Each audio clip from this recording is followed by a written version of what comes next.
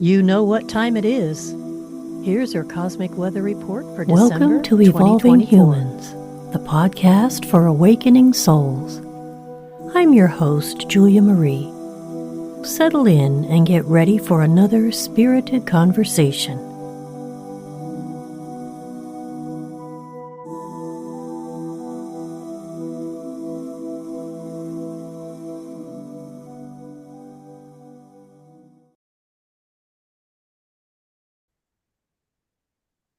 Michael Spremulli, he's a vibrational astrologer.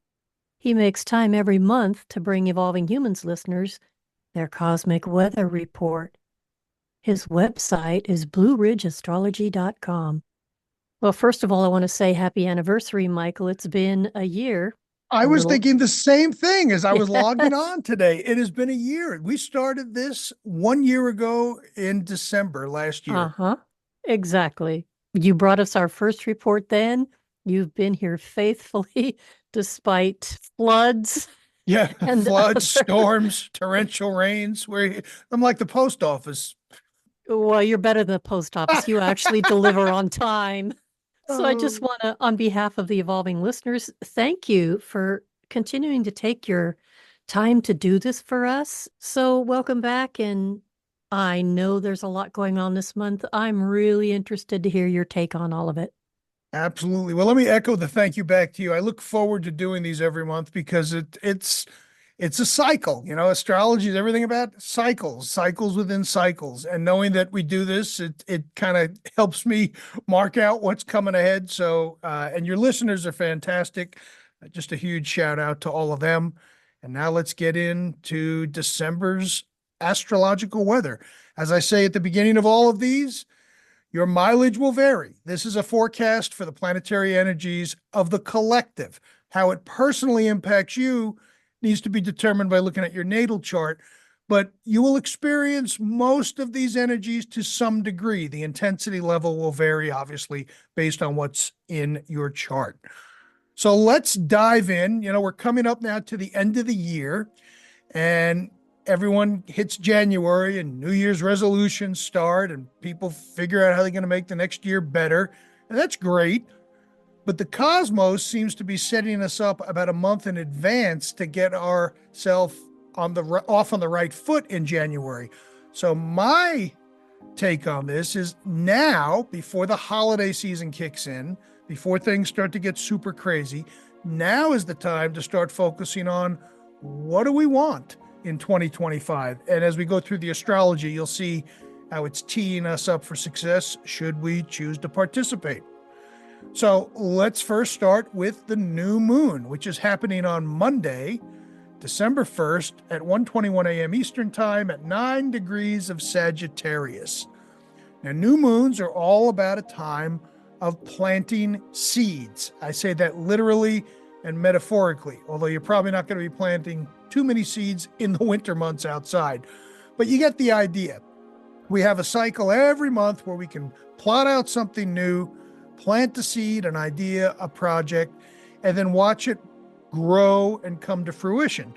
And remember, the new moon sets us up for a full moon in that same sign about 6 months later. So this new moon is going to be in Sagittarius. So 6 months from now puts us out at around May 23rd for a full moon in Sagittarius.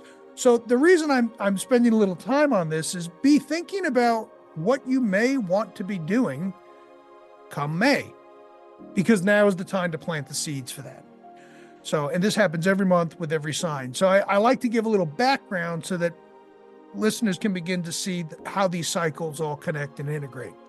So what can we expect? Well, Sagittarius is all about exploration. The sign of Sagittarius wants to explore everything, near and far, look under every rock. They enjoy digging into adventures and seeing, what lies beyond the mountain. Well, with our new moon happening on the 1st of December, this brings with it this adventurous vibration. So it's perfect for setting intentions that align with freedom, exploration, the pursuit of your own personal truth. And one of the things to think about is broadening your horizons. How might you broaden your horizons in 2025? And of course, there's no one singular answer to that. It depends on you and what you want. So here's a very mundane example. Let's say you may want to go on a family trip early next summer. Well, that's an adventure. Now might be the time to start looking at options. Well, where do we want to go? Do we want to go to a theme park? Do we want to go to a city? Do we want to go possibly look at a national park or forest?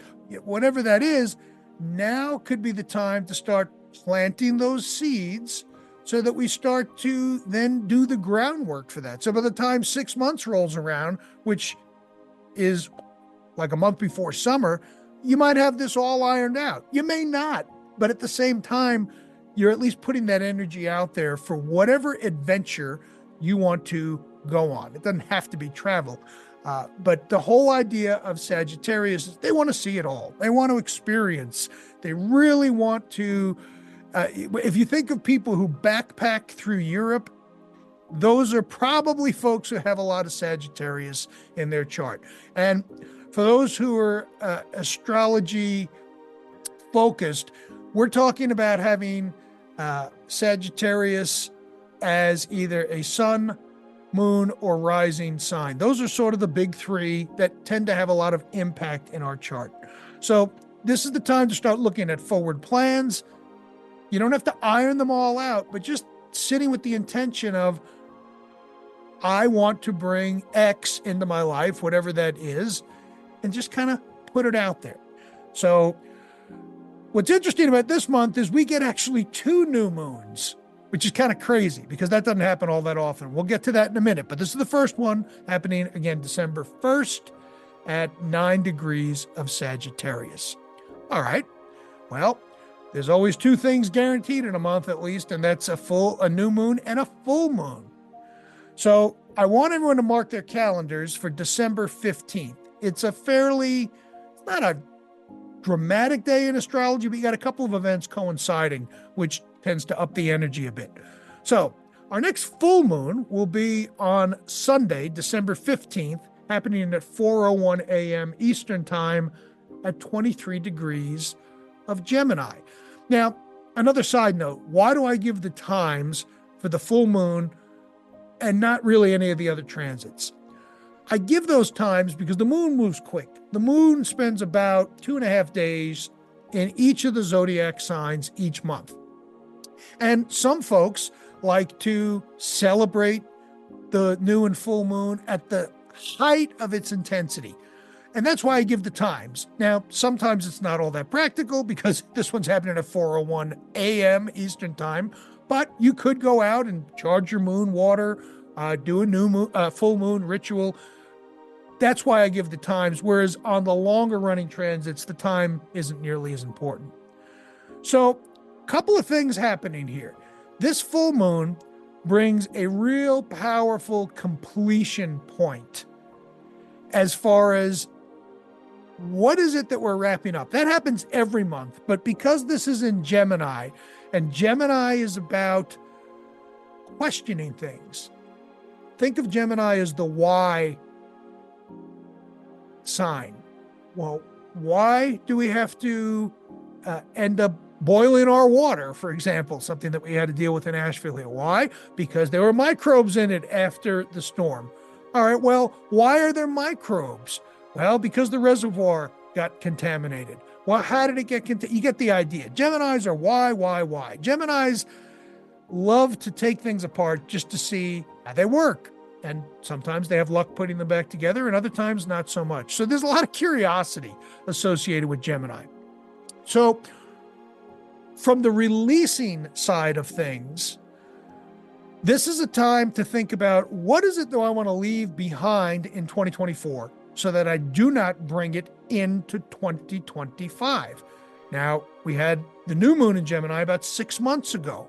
So you might have been thinking and exploring and asking a whole lot of why questions. Why can't I maybe get on a fitness program?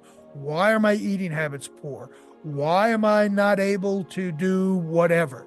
Well, hopefully you've encountered some insights on what might be the cause of these things. So this full moon gives you a chance then to release and let go of those negative habits and walk out of them, so that you can then be ready to go to implement new habits. And you may have already started implementing some more positive habits or actions. That's cool.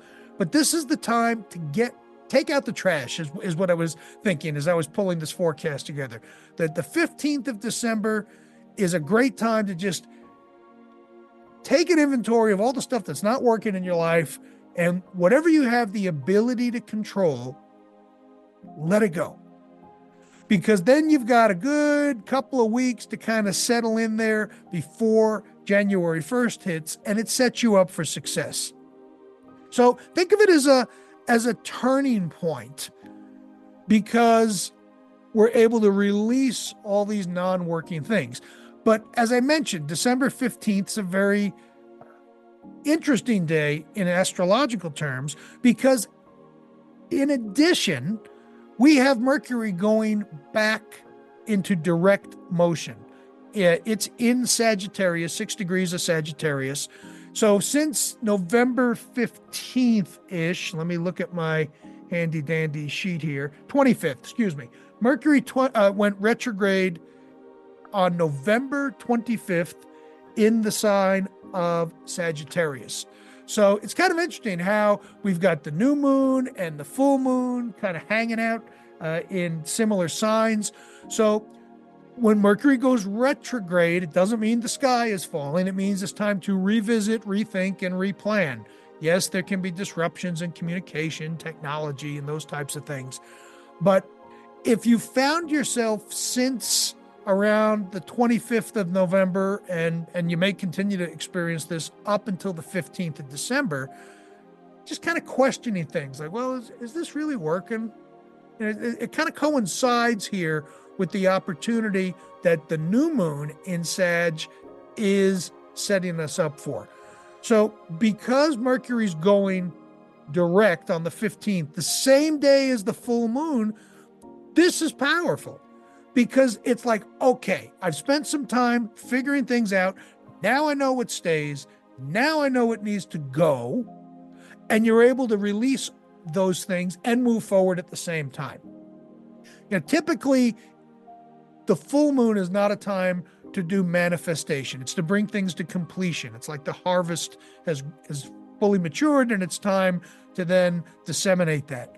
But with the combination of Mercury doing its thing and going direct and this full moon, it really, I think, sets us up from a cyclical standpoint to get our cosmic ducks in a row. So again, full moon, December 15th, 4:01 a.m. Eastern, 23 Gemini. Mercury goes direct on the same day.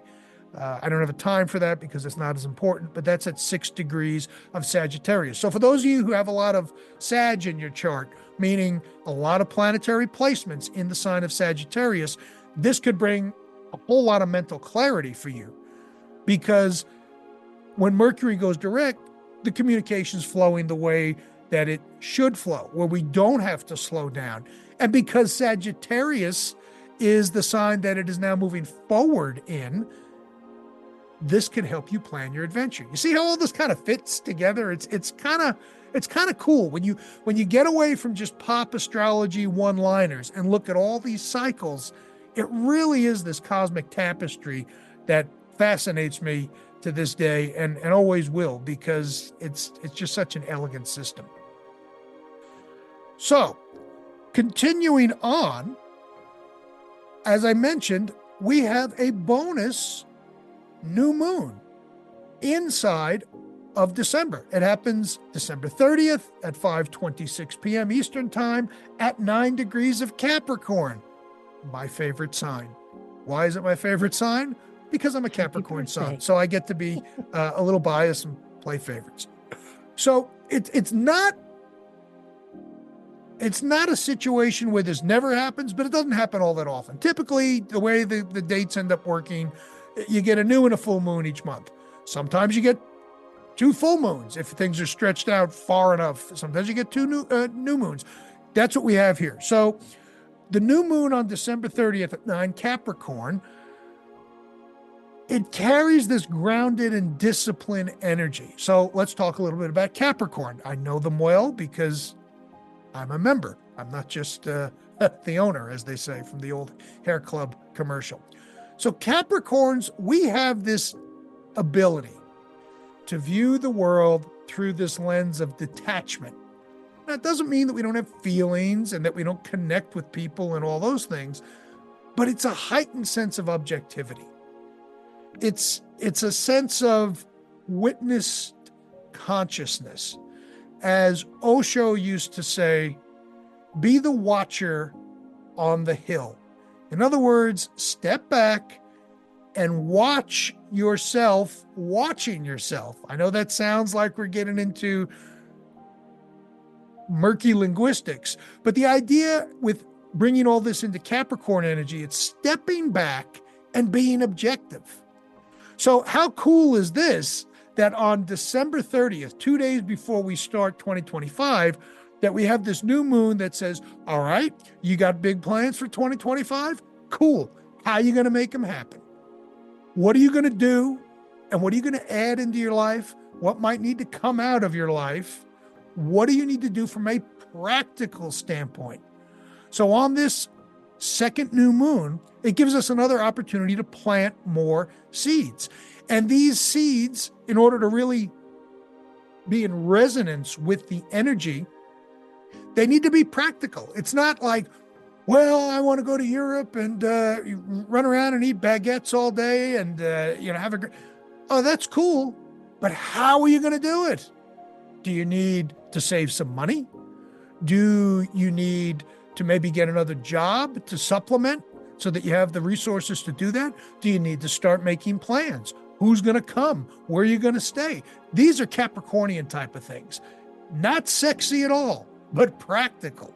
That's what Capricorns bring to the table, this practicality, which helps you focus on hitting those long-term goals because you're doing the stuff that needs to be done. It's not some dreamy, oh, I wish I could.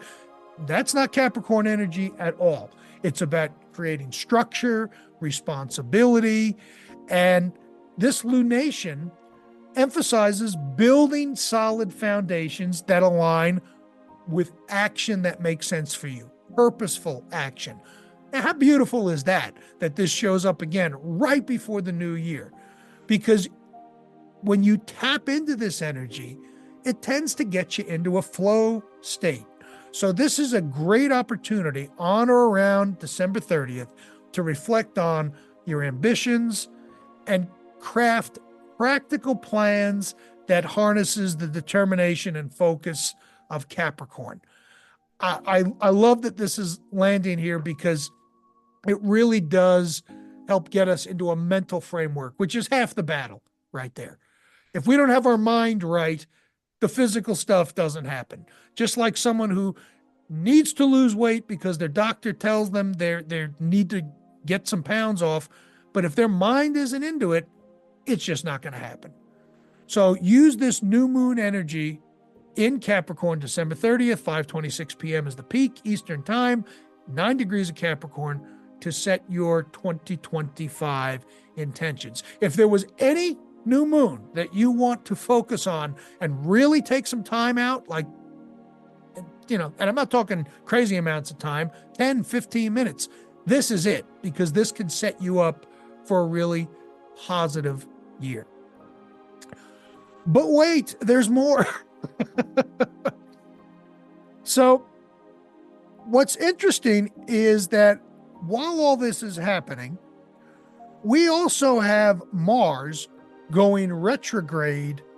And I believe, I didn't write it down here. Let me check my handy dandy. Yeah. Okay. So Mars is going retrograde December 6th at 6 degrees of Leo. Well, what's that all about? Mars does this every couple of years. It does this dance where it kind of moves backwards. Well, Mars is the planet of action.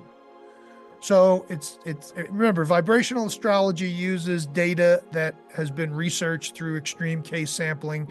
So it's not always the warrior or the fighter. Yeah, it can show up that way, but Mars is action. It's like, what are you going to do, man? Let's go. Let's make something happen. That's Mars's mantra. It wants to do something. Well, when Mars goes retrograde, it's like, all right, buckaroo, before you get shot out of a cannon, you might need to think about how you want to proceed. So Mars goes into retrograde in Leo on the 6th, and it doesn't come out until February 23rd, 2025 in Cancer, 17 degrees of Cancer. So it actually crosses signs. So let me unpack this a little bit. Mars retrograde by itself is all about pulling back on the intense action and again, getting the ducks in a row, figuring out what needs to happen. This is probably not the time to embark on major action-oriented events. Now, obviously, there are some things that we have to do regardless of where Mars is at, obviously, but this is probably not a time to start a massive marketing campaign for your business if you can avoid it. Because it was explained to me by the person who got me into astrology back in 1994. What she says is, if you try to work against Mars's energy, it ends up coming back and smacking you in the face. So think of a slingshot that you're pulling back, and instead of the rock going forward, it hits you right in the noggin. And when you think of it from that perspective, it's like, okay, well, then what do we do? Well, this is the time, again, to flesh out what is the appropriate action. So it slows us down a bit so that we don't go willy-nilly. How many people do we see? And it happens every year. You can set your clock to it. This is the year I'm going to get in shape. And they go to the gym and they start eating clean, and all of that's great. And it lasts for like a week and a half. Very common. Happens every year. Well, instead of doing that, maybe you decide, yeah, this might be the year that I want to get in shape, but rather than just jump on the bandwagon like everyone else does on January 1st, maybe I need to spend a little time putting a plan together. And maybe I start it in February. You know, what's another month? Psychologically, everyone likes to start over at the beginning of the year, but that's not necessarily the best mode of action because you might not have a firm foundation. So another lesson that we have is we got to look at the signs that Mars is traveling through. So Mars and Leo, it's like we start out with, I got it. I'm an individual. I know what's going on. I've got everything planned, until we don't. Because that Leo energy is about individuation, standing out from the rest of the crowd. And we might start this cycle at the beginning of December, really feeling like, okay, yeah, I got it all put together. And then as it kind of progresses from that energy focusing on us, we focus on ourselves, it goes through and ends up landing in the sign of Cancer on February 25th, where it goes direct. And Cancer is all about caring for others. And it's putting other people's needs ahead. So this retrograde is a good time to slow down, look at where you're spending your energy and action. It may be putting time into things that aren't all that beneficial for you, even though you thought that it was. And you might need to do a little course correction from the standpoint of, all right, maybe I've been neglecting those who are close to me. Cancerians often have this protective desire to protect the people who are in their circle. That's friends, family, colleagues. And you may be called upon to expand this protection to others and take some of this action and energy that you might have been directing to yourself, which is not a bad thing inherently, but it might be time during this period to focus that energy to assist and aid others. So the note I had here is start out loud and proud in Leo, and then it needs to focus on taking care of others and being maybe a little less in your face and channeling that Mars energy into protecting your cosmic egg. And cosmic egg is a term that we use in vibrational astrology with, an egg is a very permeable membrane. It's very delicate, but things can come in and out of that membrane to a certain extent. And we have to protect that membrane to make sure that it doesn't get smashed, or we end up letting things into our sphere or our circle that we don't want in there. So that's Mars retrograde again. Starts on December 6th, 6 Leo. Let me just double check that here. Yeah, 6 degrees of Leo, and then it stays retrograde, goes direct again on the 23rd, 2025 in Cancer. All right, so a couple of other little things before we get to our vibrations. Right now, Neptune has been moving retrograde. So remember, when any planet moves retrograde, see, this is kind of cool because everyone knows Mercury retrograde. But when you start talking about these other planets, it's like, oh, those go retrograde. Yeah, they do.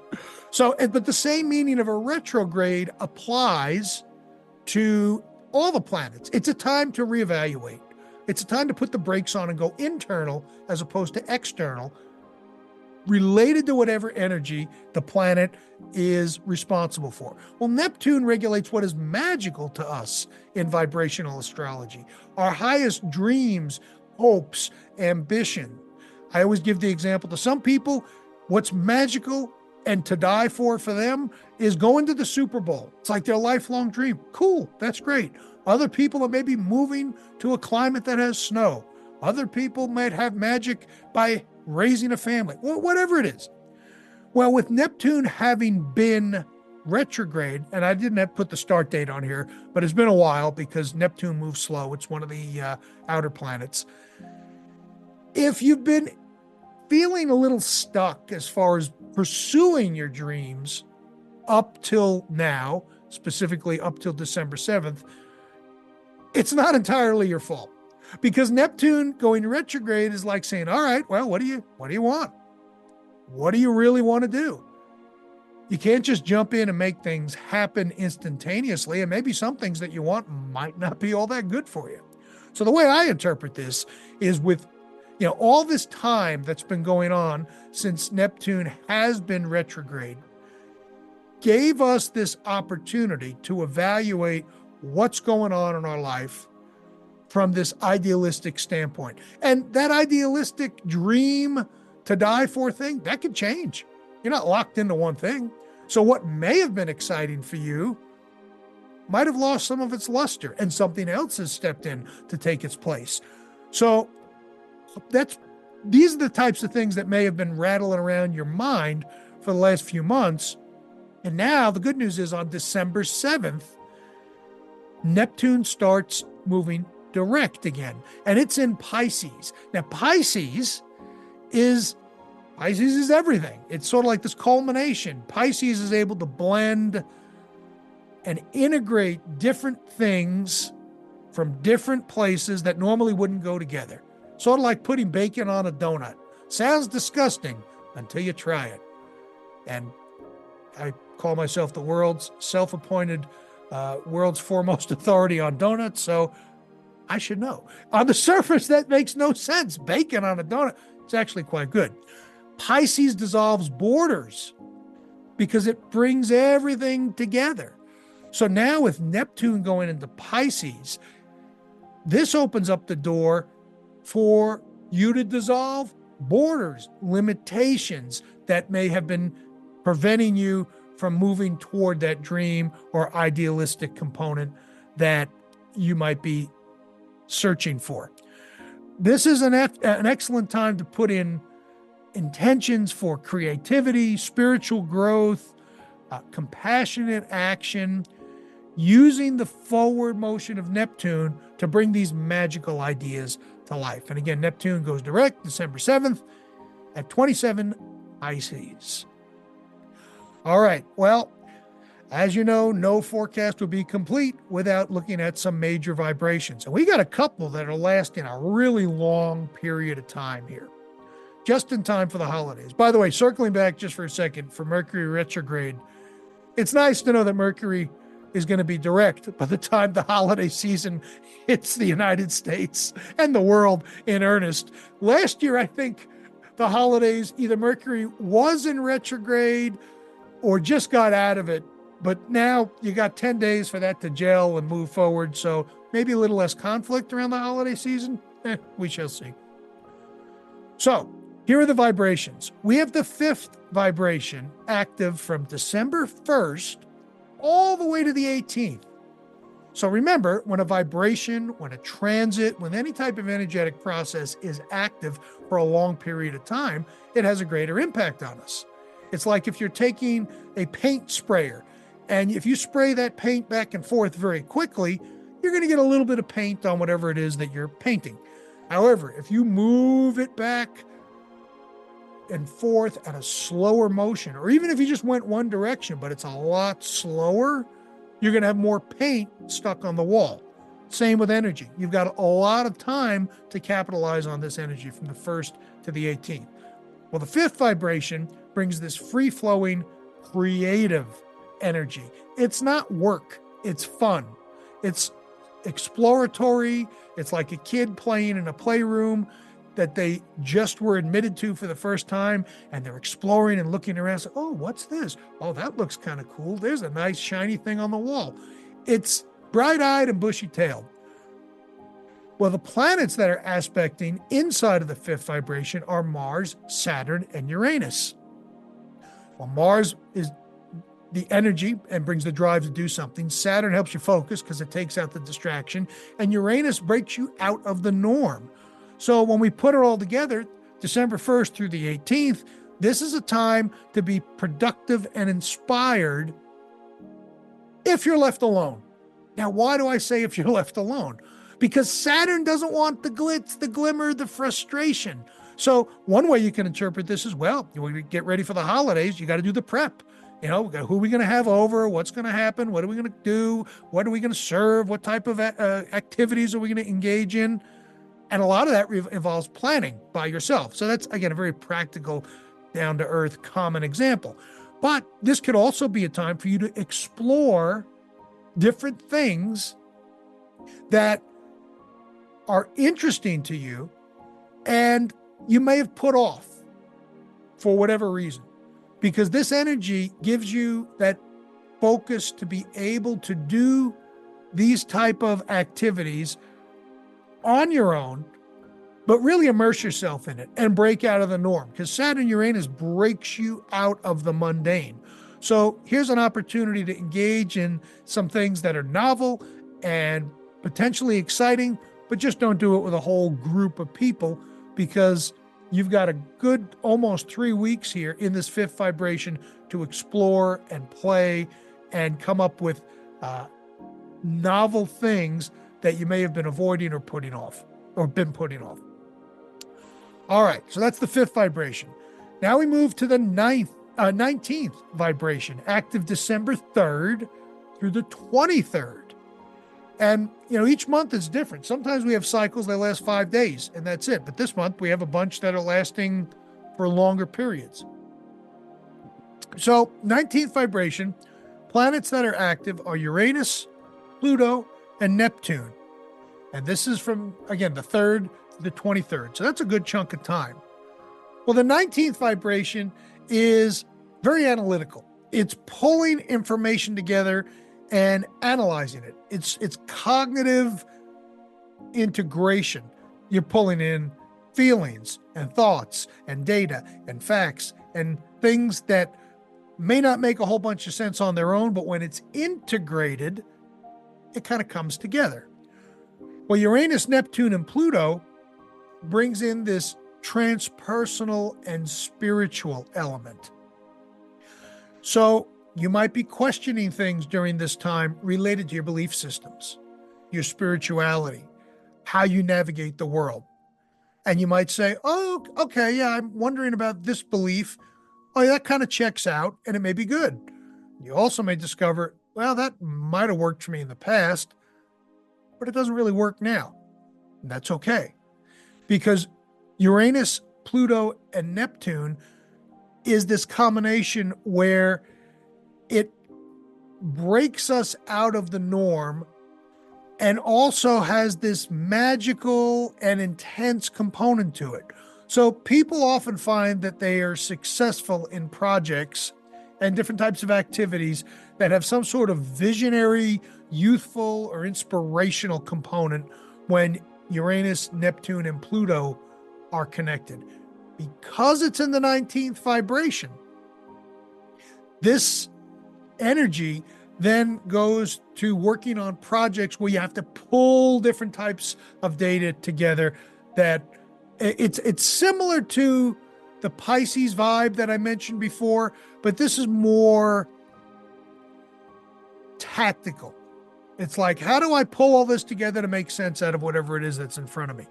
And these projects that have some inspirational and motivational component are often present when Uranus, Pluto, Neptune, and Pluto are together. So that's the 19th vibe, again, December 3rd through the 23rd. Now, one final vibration. The 32nd vibration is active, which is 8 times 4. I'm not going to get into the math, but it's a higher octave of the 8th vibration. So when we get higher up the ladder, the energy is more internal. It's not visible on the outside. Think of it almost like an unseen force that's just kind of nudging us in the right direction. And the planets that are, or let me give you the dates. This is not that long of a cycle, but it's kind of interesting when it shows up. That's why I've included it. This happens from December 27th through December 31st. So right at the end of the year before the calendar flips over. And the planets that are involved, wait for it, are the same ones that were involved in the 19th vibration. Uranus, Neptune, and Pluto. Well, isn't that interesting? Because the 32nd vibration, being a higher octave of 8, that tends to impact us at our core motivators and our drivers. What is it that gets us up out of bed in the morning? So 8, 16, 24, 32, those vibrations that have 8 as the base tend to hit us pretty hard. Well, Uranus, Pluto, Neptune is about looking at unconventional approaches, magical approaches, innovation, breaking out of the norms. So if we put all these vibrational patterns together, it's like the first part of December, the stage is set for us to evaluate our beliefs, the way that we approach certain things, figure out what's working and what isn't. Well, now, once you did your homework, you're up here to the end of December from the 27th through the 31st, where then we get to say, okay, I've spent this time evaluating. Now, what am I going to do? Am I going to continue to believe and go down this particular path, even though it may not be working for me? Or is it time for a change, i.e. Uranus? Uranus brings change. It brings us current. Neptune's what's magical, and Pluto is that compulsion, the dog with a bone-like energy. So I was really excited pulling this forecast together because astrologically, December is a great month to do your own cosmic reset, should you choose to do so. Because you've got all these energies lining up saying, all right, if you want to improve, here's the roadmap, here's your game board, go ahead and do it. And it just unfolds so elegantly here, taking us right up to New Year's Eve of 2024, which sets us up to walk into 2025 with as much of our cosmic plan in order as anyone could possibly have. And that is what's happening for December 2024. I knew it was going to be loaded, and loaded it was. The best thing I can do if I'm listening to this report is focus on getting my ducks in a row, is what I'm hearing you saying. That's the theme. And what's interesting is It's not just showing up one place. You saw this repeatedly throughout all the cycles here. It's like, all right, what are we doing with our lives? Where do we want to go? Now's your chance to get on a different train and get off the one you're on if you choose to do, or you may discover, hey, I'm on target. Great. Doesn't mean you have to change. Remember, astrology doesn't dictate our actions. It simply guides us in different directions if we choose to go there, but we ultimately have the choice to either do something or not. Well, and that's what I feel is the beauty of these monthly updates. It gives people an opportunity to plan and to take advantage of the different cycles as they present themselves, thus maximizing how they can flow through their life. Absolutely. It always go back to thinking of the farmer and planting seeds. The farmer, if he or she wants to, could plant corn seeds in the month of December. They're not going to grow, but they could do it. They could also miss the prime window to plant those seeds in the spring. Well, then their harvest is going to be late and it's not going to be as bountiful due to the weather conditions. So what do farmers do? They're very meticulous and deliberate as to when they get their crops in the ground, depending on what they're growing, so that it coincides with the cycle. That's all astrology is. It's just at a cosmic level. Well, there you go. Sometimes timing indeed is everything. Agreed. Well, before we close, I need for you to please tell the people how they can find you. Sure. The easiest place is blueridgeastrology.com. You actually want to go there now because I just posted the 2025 lunar lookup table completely free. You'll find it right on the main page.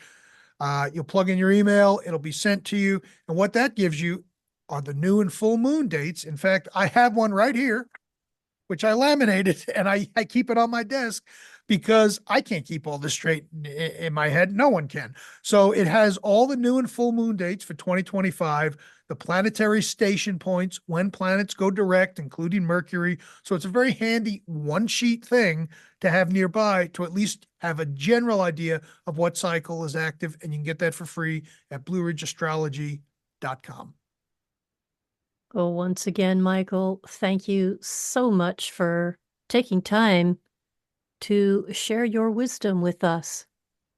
Well, thank you for having me. And I look forward to another year around the sun doing these forecasts for you. It's always a blast. Well, that's our time for today. If you found value in this episode, please share it with 2 other people so that together we can bring more light to this world. Evolving Humans is now on YouTube, so head on over and check out the extra content being posted there. And hit subscribe so you don't miss anything new. Thanks for coming on this journey with me. I'm looking forward to building a bright 2025 with all of you.